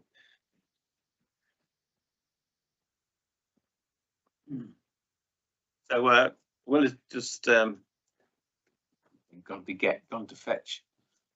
Inform the cabinet member that we're coming on to that item as she has another meeting in the building. So the paper I put around emailed. No, I didn't email. I don't think about the UK off track for net zero, says countries' climate advisors. This is the Climate Change Committee assessment, which is only they must have been waiting for a new government, whatever that government was going to be, and published this just a few days after the general elections. And there's a whole list of things there that nationally we need to do, and the committee's 10 recommendations are on the back of that page. It's quite a challenge for government if we fit in with there, but there aren't actually the one body group organisation that wasn't mentioned in their report was actually local authorities, councils, would you believe? So I'm not interested in us, but I've just got to share that with you. And it's worth looking at that document in there. Heat pumps is the big thing at the moment for them, and it's in the news at the moment as well because the National Trust are apparently looking at heat pumps in historic buildings.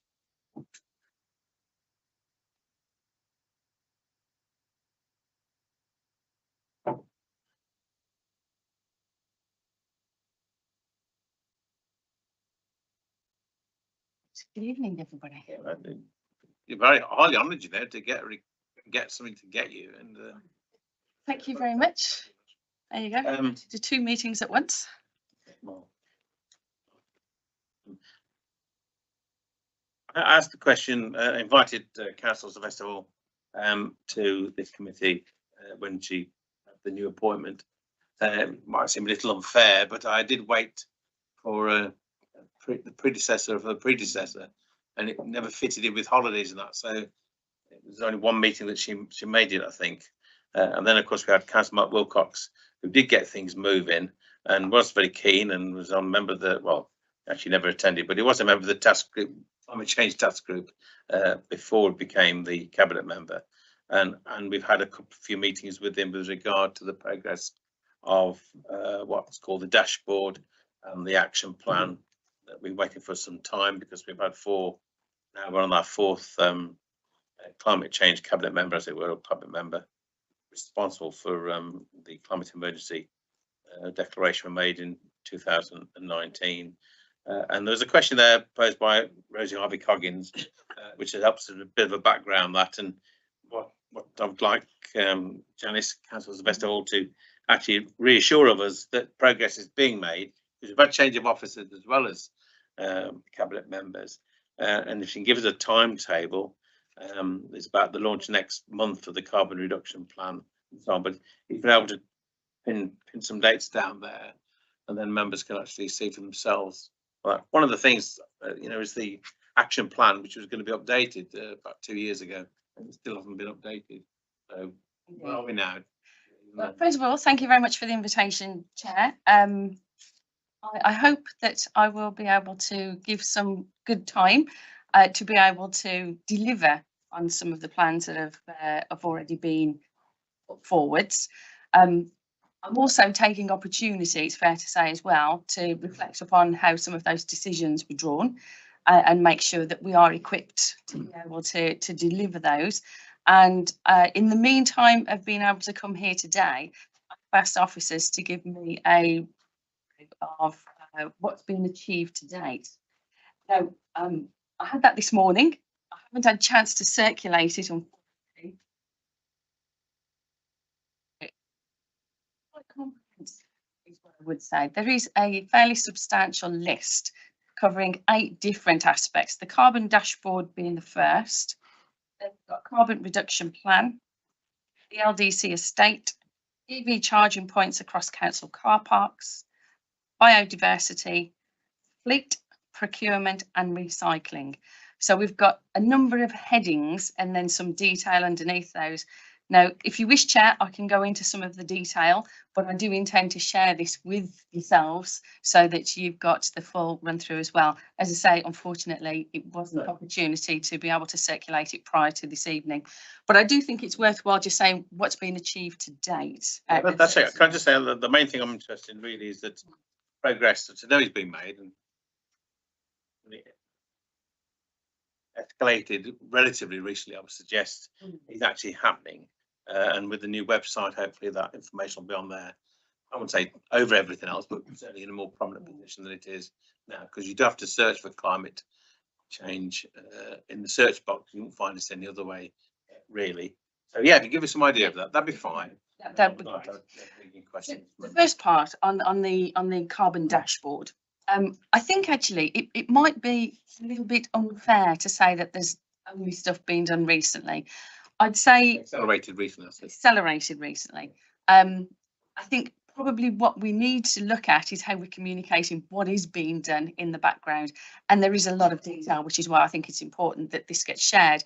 But obviously the carbon dashboard is going to be one of the main ways that we'll be communicating with the general public as to what we are doing as far as reducing the carbon footprints that we have within both direct and indirect emissions. So as I understand it, the baseline for years 21 and 22 there, and I'd say there's been quite an extensive amount of work that's gone into being able to arrive at that point whereby the data dashboard for carbon in particular is in a position whereby it will be able to be published, but also be automatically updated. Yeah. So it doesn't take the amount of extensive work that's been done to establish it in its first place.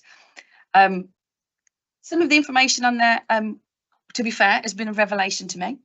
I now appreciate the amount of public toilets that we have within LDC's responsibility, some of which I must have driven past countless times at Swan Island.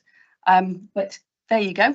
In terms of their usage and in terms of the ability to look at reducing the carbon emissions there, public toilets, for example, has achieved 68% reduction, street lighting 71%, and the latest count as of today is that we now have 90 LED street lights out of 274 as part of what is under LDC's remit. For buildings, it has been reduced by 19% in that 21 to 22 period.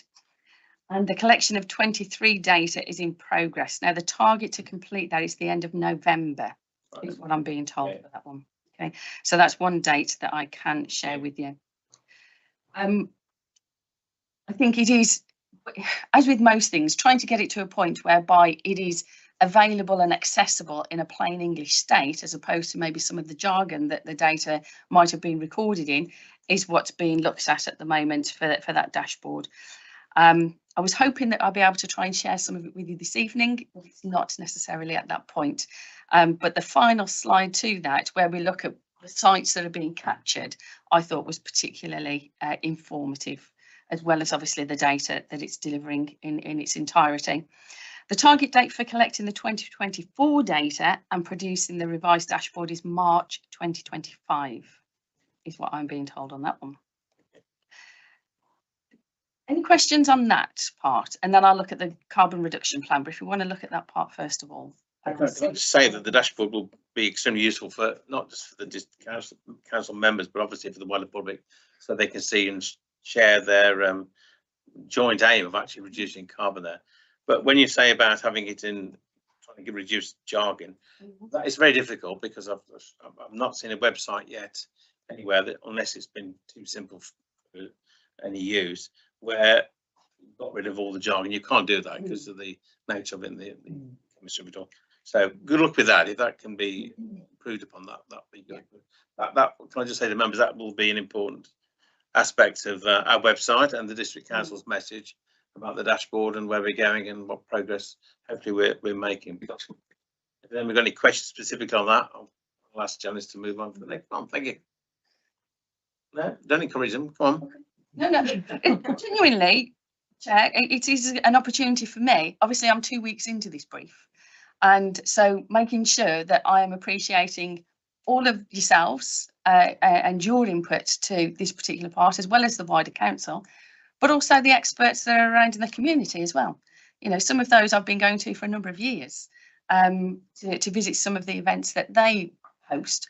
So it is a fact-finding part for me, and to make sure that I'm cognizant of each of those. So, you know, genuinely, you know, thank you for the invitation. The carbon reduction plan has been revised, now taking the opportunity to carry out a further review. So we know that the commitment was reiterated in answer to the question at full council, and that there's an opportunity now to make sure that that is aligned. Now, as soon as there is more information on that, then obviously I will be in a position to be able to share that information as well. But that is what I've got, the information that I've got to date, basically. It says it'll be launched in the next month, which is August. But is that what you understand? I assume you're saying what you've been told, but is that schedule, you know? But also in answer to the questions that I'm asking. Yeah. So the first things that I needed to know when I moved in to this particular role is, are we resourced appropriately to be able to deliver on the commitments that we've made? Both of those could be in terms of officer expertise, it could be in terms of financial commitments that we are also aligning to be able to make. And then also the time frame that we need to be able to do that. I think it's important that we have an opportunity to make sure that we are looking at what we want to deliver, and is that aligned with the vision that we've committed to, or the ambition that we've committed to, and is there anything that we need to be doing in the meantime if there is something that is not what we want it to be. So it's an opportunity for me to reflect on the decisions that have been made up to yet by my predecessors, of which you have mentioned, and as I say, I'm hoping that I managed to stick with this one a little bit longer.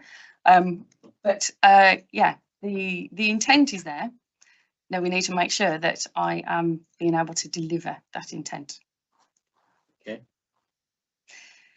No questions? Move on. Okay, LDC estate. LED lighting has been installed at District Council House, Burntwood Leisure Centre, Friary Grange, the depot, and all corporate estate buildings. We know that Burntwood Leisure Centre has had significant upgrades. I think those have been well documented in previous occasions, and that the new leisure centre is also going to be designed, building and recognising the efficiencies as well. The amount of office consumables such as stationery has been reduced to a minimum, which includes the number of council printers, which has also reduced the volume of printing and the requirement for paper. Do you remember, do you know how many copies we had and how many we got now? I remember the chief executive telling me some time ago, but I don't personally, no. it's quite a dramatic number, I know, just. There were dozens, yeah, and I think we're down to less than 10 now. Is that correct in the organisation? Yeah. If it's there, it's easy to use, isn't it? I mean, I've brought this, I've no expense to the council taxpayer. I produce these papers. Remember, so that's. But there's still a lot of paper there, Chair, if I may be quite so bold. This is why I'm not reading my text messages, I make notes on this one. Can I just ask you then, does that mean you've read the Climate Change Committee's assessment come out recently? Not yet. No. It's on the agenda. Carry on. Yes.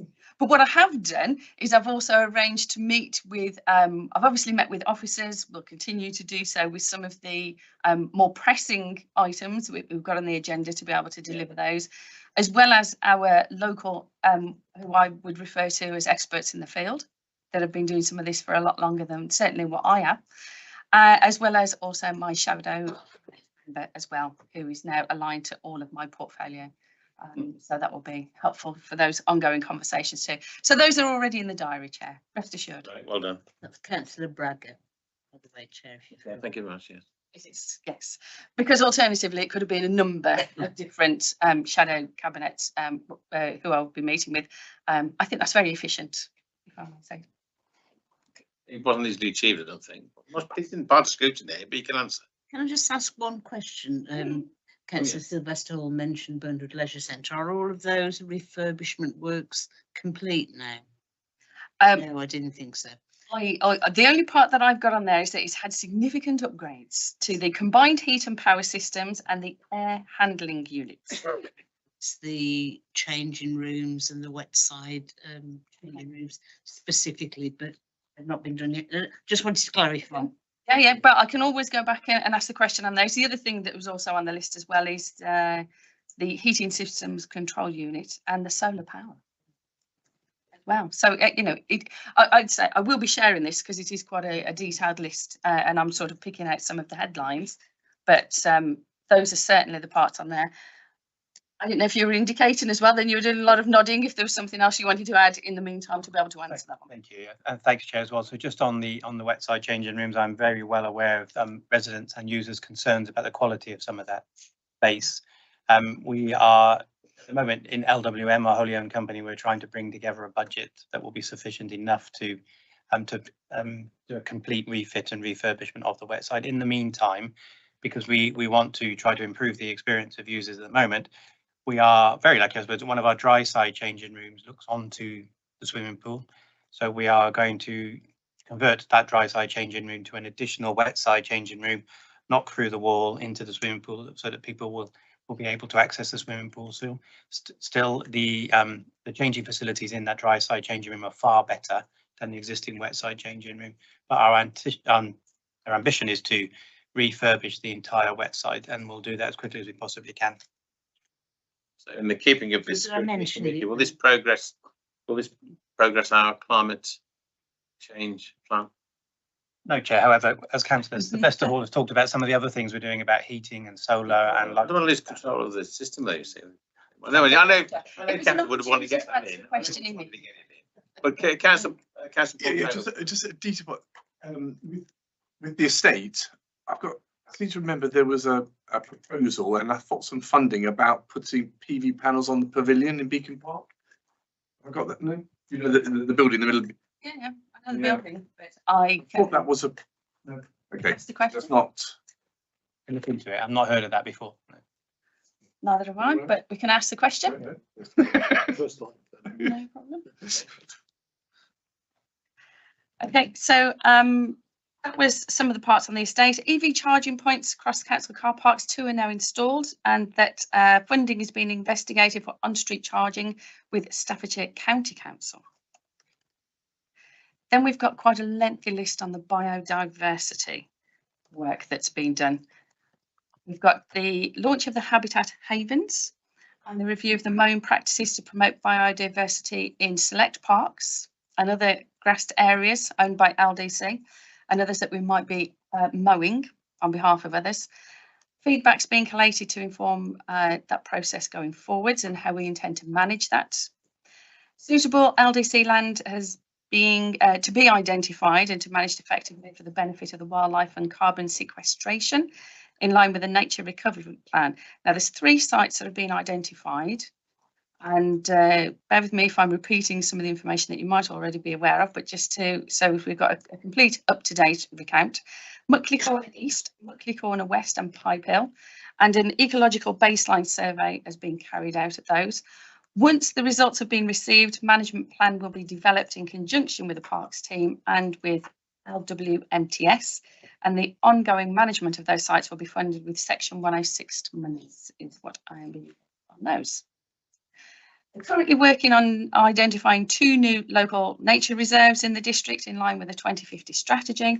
One site has been suggested as a potential as Dartford Park, but that needs to be confirmed before plans can be put in place, and research to determine a second site is ongoing. Of course, working with Back the Track to support them in the delivery of the Lichfield Chasewater Leisure Greenway. And those clearance work are ongoing at pace, actually. They're making significant work on those. And continuing to work with the planning team to ensure the development across the district, which develops measurable gains in biodiversity. So that's all the ones under the heading of the biodiversity. Okay. Yeah. Yep. Sorry, Con. Yeah, we had a presentation from the previous member responsible for this area. I mean, I'm personally disappointed at how slow the progress has been, having been one of the 2 members along with Councillor Dave Robertson MP to make the initial climate change crisis motion to the council. Which council? I was to this district. No, that was me, but carry on. 6 years ago. So, you know, find it really very frustrating that we're still talking about it and not really seeing a lot of progress. But I did email Councillor Wilcox after the last meeting with a few suggested habitat havens in mine and there's a Councillor Dave Robertson MP's ward. And I'm wondering whether he's passed that on to you, whether I need to send those to you again. If you would like to send those to me directly, that will probably be the best way of making sure I've had sight of those. I was pleasantly surprised with this list, and I hope that we make some significant strides in terms of how we communicate all the work that's been done in the background to make sure that there is some visibility of it. So whilst we don't necessarily see it on a daily basis, that we need to be informed better, and that will be certainly something that I'll be making sure is happening going forwards. It is quite a long list. In addition to those that I've already mentioned, we've got fleet operations to prepare the fleet for transition to alternative fuel. We've got 3 Scene and Parks vehicles converted to electric vehicles so far as part of the fleet replacement programme. And again, I think that there's significant work that's being done on the investigations for those particular parts. Can I ask about the fleet? Because there's a number of councils that have converted, well, buying trucks that will run on basically vegetable, vegetable reused oil. We're not doing that, are we? I don't think. That's one of the things that's being investigated at the moment, and I think there is some capacity there. Now, that's obviously another cabinet member who is overseeing that particular direct information, but it is part of what we're trying to do as the climate change agenda. So when we have the different reports that come through, certainly cabinet ones, there's always that element that acknowledges what is being done for the climate change ambitions that we have. You know why we're not actually doing it? At the moment, Chief we've Executive. got a couple of indicators. Yeah. Yeah, just to help them. So at Cabinet next week, we'll be looking at the outcome of a procurement exercise to replace the whole of the waste fleet. All of the vehicles that we are proposing to purchase are capable of using that new fuel. They won't need converting at some point in the future. They're the ones that actually use that now. Obviously, it will come down to price in terms of whether or not it's affordable to use that, but they will all be capable of using that new fuel. That's it. But what I was concerned about, because I know a number of councils, Wandsworth is one of the biggest ones, 32 trucks there that I know you can convert them, but then there are issues with that. But if they're the ones we're looking at, that's great. Yeah, thank you. So the next one on the list is to do with procurement, and we've got work ongoing to ensure that carbon neutrality is valued in the procurement process, and a new social value policy is being drafted that includes carbon reduction and improvement methods. As of yet, I don't have a date to share with you for that one, but I will try and make sure that we are able to do so when it's done. And then the last part on there is to do with recycling. And I think we've had opportunity to see some of the plans for the recycling campaign by some of the workshops that have been done previously. We've got dual stream recycling, which has been implemented. I love some of the words that we've used. For the first time ever, I'm going to use the word gravimetric analysis to measure the quality of recycling, and that's looking at contamination rates, which are kept below 5%. Now, certainly, when we look at the monitoring of those, when I think about residents that have contacted me to say, what are we doing on our rates for these? This is where a lot of that communication is tend to focus on. And looking at how much is going to landfill, how much is being recycled. So when we are able to report that information as well as part of data dashboards, then I think that will also have some good resonance with residents across the district. Procurement for the vehicles for the collection of food waste currently being explored, and that's in conjunction with the Staffordshire Waste Partnership. Anaerobic digestion plants have been procured via Staffordshire County Council.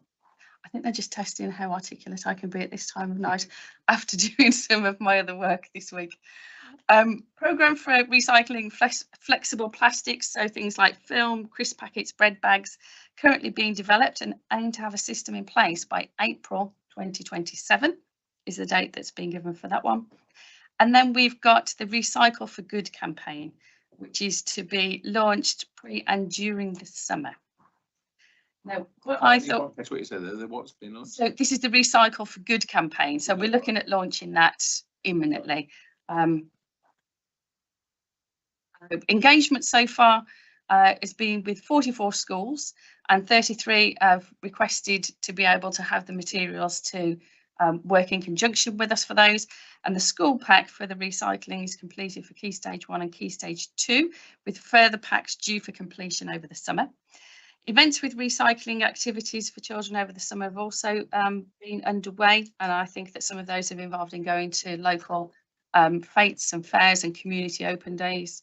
And then September is going to be the full launch to include the Recycle for Good website, including the recycling dashboard, press days with events, online game is being launched, and I think we've had opportunity to have a go at playing that particular one.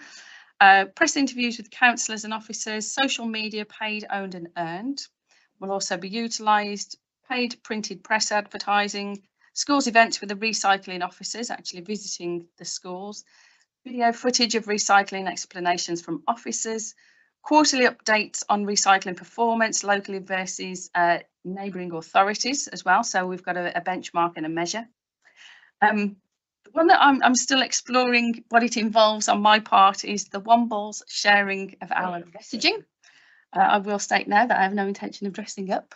Okay.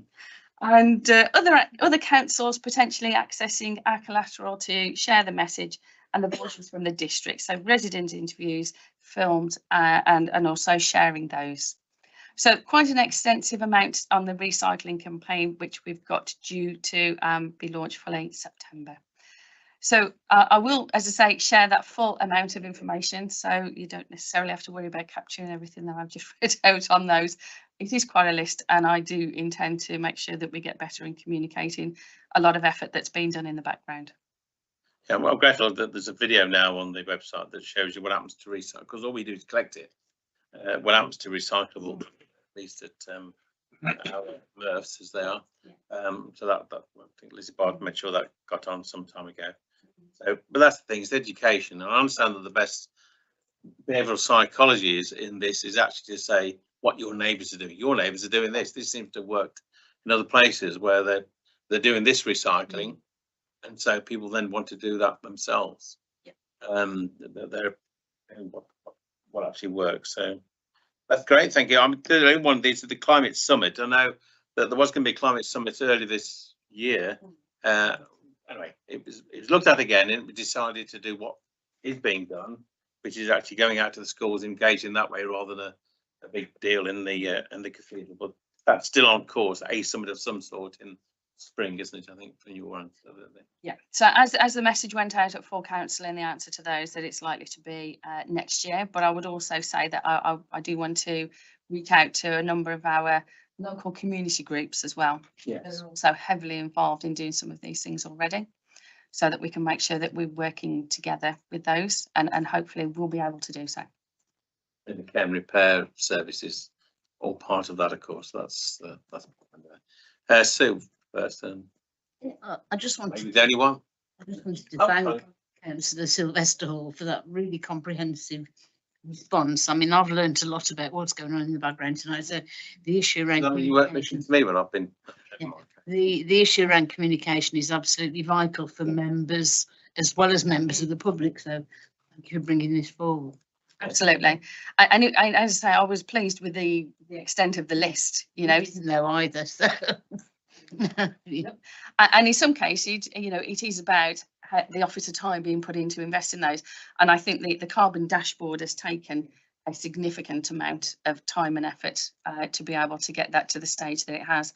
So I'm pleased that it will be automated in future, but definitely being able to share that information amongst council colleagues is a It priority. was important to get the baseline information correct, and I think the organisation we were using, we weren't happy with that, and so that's, you know, took us back a bit. So that's been progress on there. And to be fair to your predecessor, that he actually has shared as much information as he can. Very enthusiastic about. Councillor Ball, Colin Ball, that you had a. Yeah, Chair, Councillor Sylvester Hall wouldn't have seen this because you only circulated it to us earlier. This is a two-page summary of the very big document there. The Climate Change Committee's recommendations to government for change. I just wonder if we could get a copy to Councillor Sylvester Hall. The link will be sent to her. And ask her to look at each of those items and see what we as a district council can do to contribute to the effort to make them happen. Two spring to mind immediately. One is reserve recent policy rollbacks, and that is remove the exemption of 20% of households from the 2035 fossil fuel boiler installation phase out, address the gap left by removing obligations on landlords to improve the energy efficiency. Chair, sorry. Forms.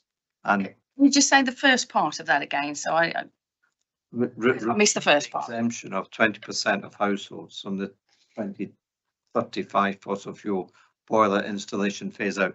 These are things which the we'll send you links, so I don't think we need. If there's specific areas you want me to look at. I mean, basically, these are things which the previous government introduced, which was rolling back the commitment carbon reduction. Confidential. And one of the things that we could do as a council, and who's indeed as a cabinet member could do, is write to our new government, urging them to reverse those things which the previous government did. Would you be willing to do that, please? I need to have a look, obviously, which is why if there's particular areas that you want me to focus on, you know, I will have a look at those for sure. But I just need to be made aware of them. So it's about writing to the current government, the new government, asking them to reverse the policy rollbacks that the previous government introduced, which was pushing back our commitment to cut decarbonisation. So that's one point. The other is, it says down here, publish a strategy to support skills.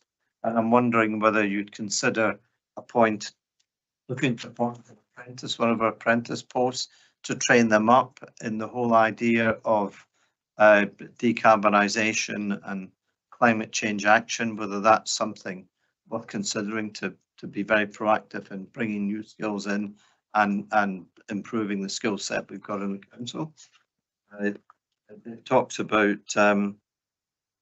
also ramping up tree planting and peatland restoration, and whether we can do things locally on land that we own to plant more trees. I was personally in the ward that Councillor Robertson MP and I represent to plant a tiny forest there among other areas of the district. So, you know, can we do more of those? And you know, what else can we do to help in that area? Also looking at removing barriers for heat pumps, electric vehicle charge points and onshore wind, and it's good to hear that we're already pushing forward on electric charge points. But what could we do on solar PV panels on our buildings and on land that we own that would generate electricity? Those are the kind of things that I think are worth considering in that list. What can we do as a district council to improve it? I've given you a few possible suggestions. Maybe I'll come back at the next full council meeting to see what progress has been made on those.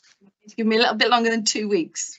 There's a whole list of actions that they want. I mean, it's only a very big wish list and it's only a big ask, and presumably they've got the report almost ready, waited to see who the new government was, whatever the government is, and then send it out to that new government. It was in a few days of the general election.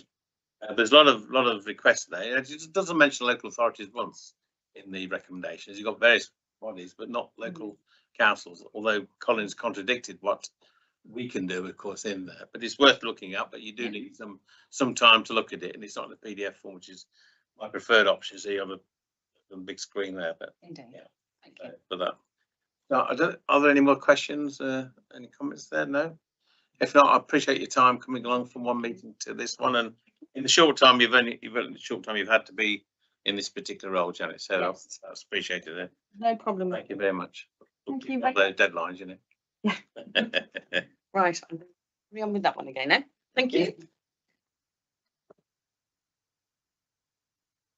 The next item then is just, sorry, health matters. I did do a short report. Obviously got Councillor Young to blooming follow, which is a bit annoying, but I did my best here. I attended the meeting because Leona is otherwise engaged, as she will be next week. I'll be attending the next one in Stafford. And I had three main questions. One about the deficit that the ICB has, and I put on there the information that I understand from that meeting and from background, which is that Stafford and Staffordshire are not the only ones to have these massive deficits, and how we expect to deal with them. The new government, I don't know. The other one was about ambulance response times, which I didn't believe when they said they were almost back to normal. Category 1 is about 8 minutes. Category 2 is about 30 minutes, which is different from the 6 hours we've been had a few not that long ago, I don't think. But the ambulance, the West Midlands Ambulance Service, at not the next meeting when I'm at, but the one after that in October, I think it is, that Councillor Leona Leon can feedback on when they come as witnesses to the Overview and Scrutiny Committee, Health Overview and Scrutiny Committee at Staffordshire. And I also touched on the finance, because it's not surprising, but only 1 year financial plans, as with local councils, local authorities have, and of course they would like 3 years as well, and hopefully that the new government will be able to try and achieve that, because that's what they certainly need. That's it. As it happens, they've done the minutes quite quickly. These are the draft minutes, I would suggest, and so I did circulate those along with my little report. If there's any questions, I'll try and answer them, unless they're from Sue, obviously. Yes, Sue. Thank you. Yeah, just picking up the point I made earlier on, if there is some reconsideration of how Better Care Fund in relation to DFGs is distributed, that needs to be scrutinised and looked at by members from across the county. So that might be a question. I haven't noted it before. Yeah, thank you. Yeah. Anybody else? No. But no, that was my thing. So that's it really. The last item is the work programme. I'll bring in Paul straight away. Actually, Paul Ray, just on this, because you've got a chance. Yes, it was just a point we spoke about in our pre-meeting, and I think just to start at the outset, it's about the trading company. So it's positive. I think the trading company is exciting, and what James was talking about is an example of that.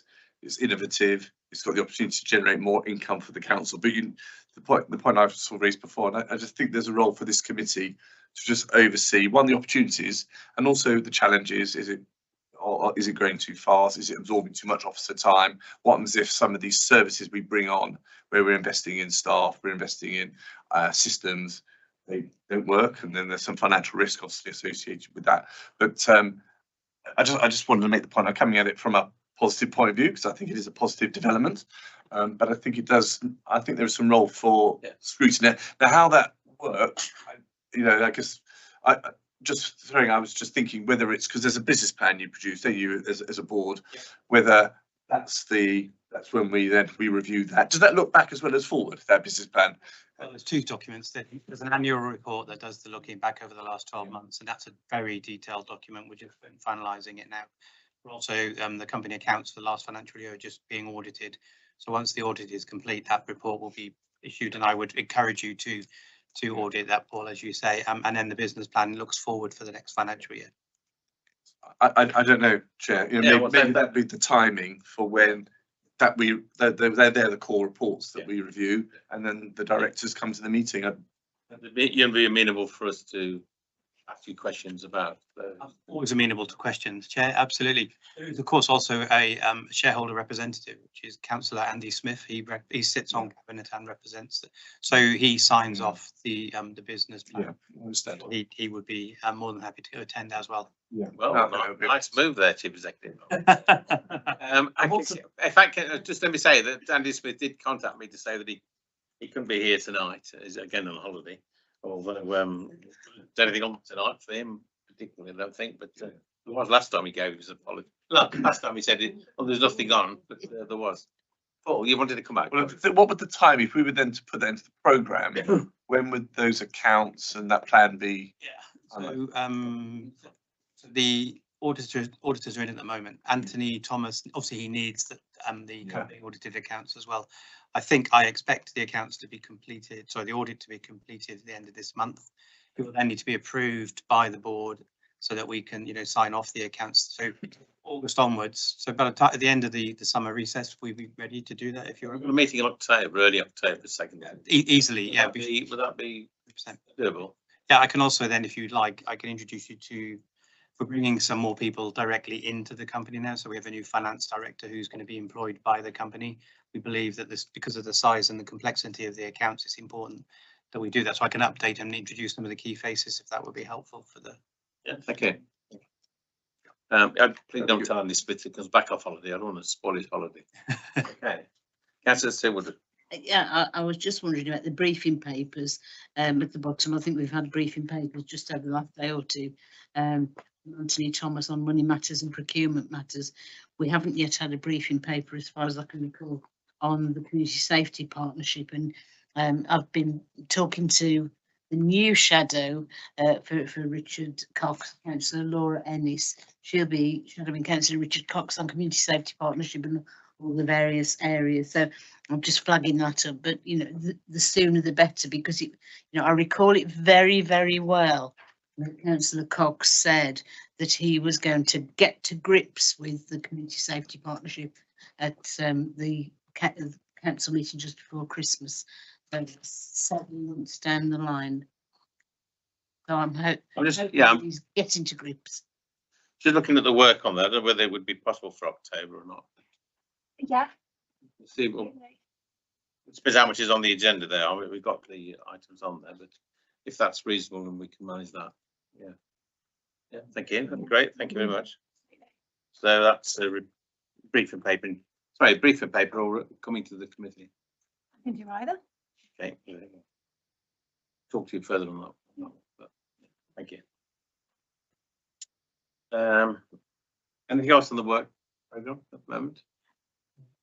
Yeah, but maybe in the future we might have some ideas from the public.